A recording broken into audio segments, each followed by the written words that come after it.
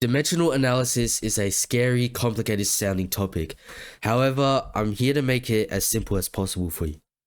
Dimensional analysis is actually not strictly necessary for most physics courses for maybe you at school, but I believe it's worth knowing. What is even dimensional analysis? Well, dimensional analysis, one, it makes you look really smart, and two, it checks whether or not your equations make sense. For example, let's say you have a physics equation, random physics equation, and it comes out to be kilograms per second. Well, that's impossible, so it's incorrect. Dimensional analysis will check this for you. That's the basic premise. First, I'll introduce you to the three fundamental dimensions. Number one, length, and we denote this as L. Number two, time. Time is T. And last is mass. Mass is M. There's some more dimensions like current or temperature, but the fundamental three are length, time, mass. Now, to help you understand what dimensions are, I'll give you an example. Speed has the dimensions length over time.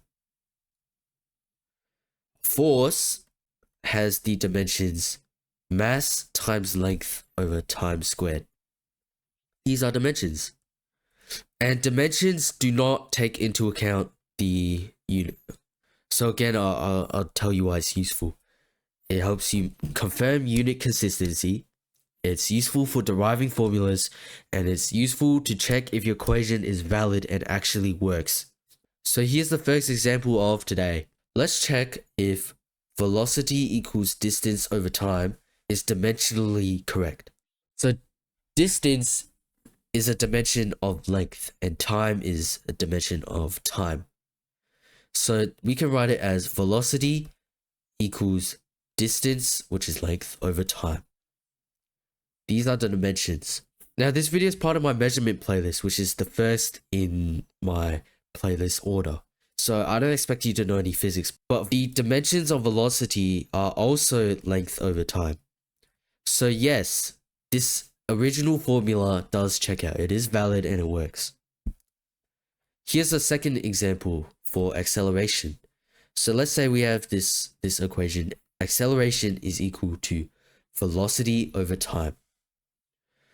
Well, let's first figure out the dimensions. Velocity, as we know, is length over time. That's what we found out previously. And time is t. So that means A is equal to L over T over T. One big fraction. This is equal to length over times squared. So what does this tell us? Well, acceleration has the dimensions length and time squared. So yes, this equation does check out. Okay, here's a scenario. You forgot what the velocity equation was. So you think it might be distance times time, but you're not 100% sure, so you're going to use dimensional analysis. So you already know that the dimensions of velocity are length over time. Let's see if it's equal.